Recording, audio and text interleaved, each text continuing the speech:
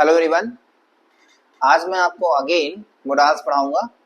देखिए, एक चीज तो मैंने आपको बताया था लास्ट टाइम कि कैन और कुड में क्या डिफरेंस होता है।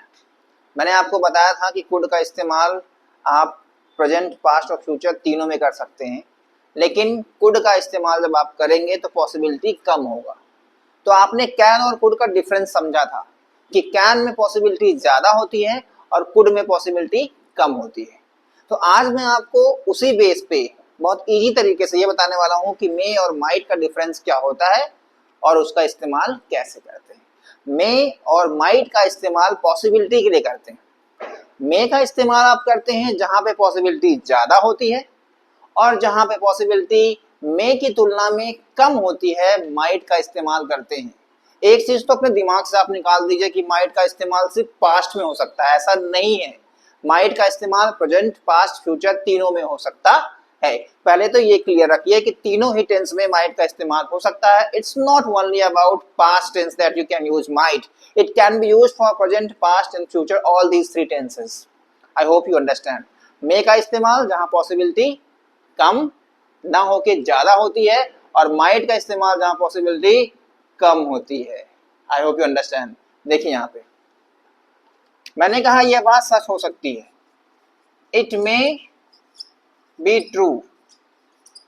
अब आप इसको मे बी की जगह माइट बी भी कर सकते हैं, कोई प्रॉब्लम नहीं है। This is going to be the same sentence. आप इट मे करिए या इट माइट करिए, दोनों का सेम मतलब होगा।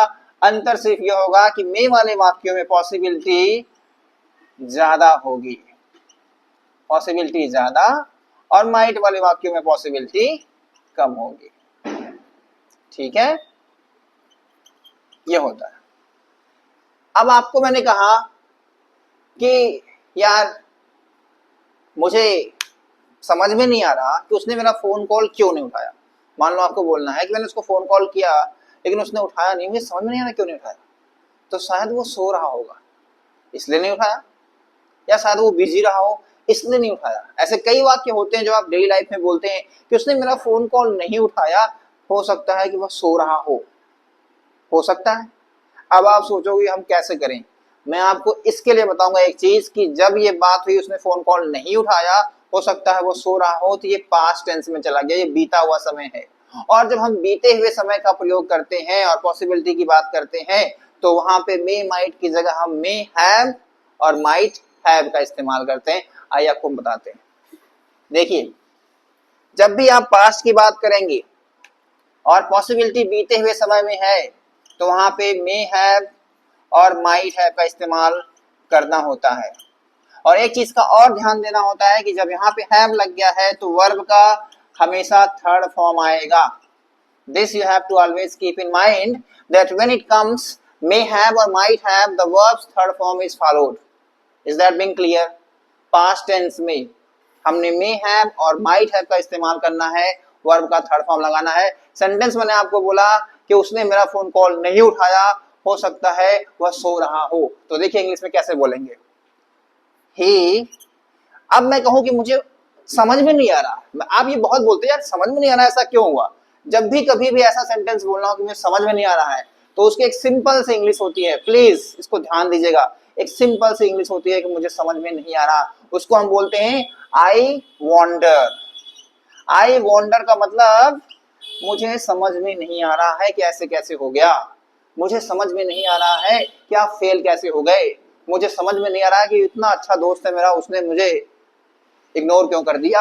आपको कोई चीज समझ में नहीं आ रही है, आपको लग रहा है कि यार ये तो एक्सपेक्टेड नहीं था, तो वहां आप सिंपल सा इंग्लिश यूज करेंगे, I wonder. I hope you understand this. अब सेंटेंस ये था कि मुझे समझ में नहीं आ रहा कि उसने मेरा फोन कॉल क्यों नहीं उठाया। सो इंग्लिश होगी I wonder why he did not respond. Respond मतलब जवाब देना, टू माई फोन कॉल। मुझे समझ में नहीं आ रहा है कि उसने मेरे फोन कॉल का जवाब क्यों नहीं दिया। क्लियर है? अब आपने कहा हो सकता है कि वह सो रहा हो सकता है कि वह सो रहा हो। देखिए आपने कहा ये बात, और ये बात लागू हो रही है पास्ट की, पहले की बात है, बीता हुआ समय है। इसमें मे और माइट दोनों का इस्तेमाल करेंगे और हैव के साथ करेंगे। देखिए कैसे, ही मे हैव। अब देखिए, वह सो रहा हो, होने के लिए बी का इस्तेमाल होता है, और मैंने बताया है कि हैव के बाद वर्ब का थर्ड फॉर्म आता है और होने की इंग्लिश बी होती है और बी का थर्ड फॉर्म होता है बीन। तो यह हो जाएगा he may have been, this will be he may have been. और यहाँ पे उसके बाद आएगा एडजेक्टिव, सोने की एडजेक्टिव होती है अस्लीप। ये ध्यान दीजिएगा, स्लीप होता है वर्ब, अस्लीप एडजेक्टिव हो जाता है। तो यहाँ पे हो जाएगा he may have been asleep,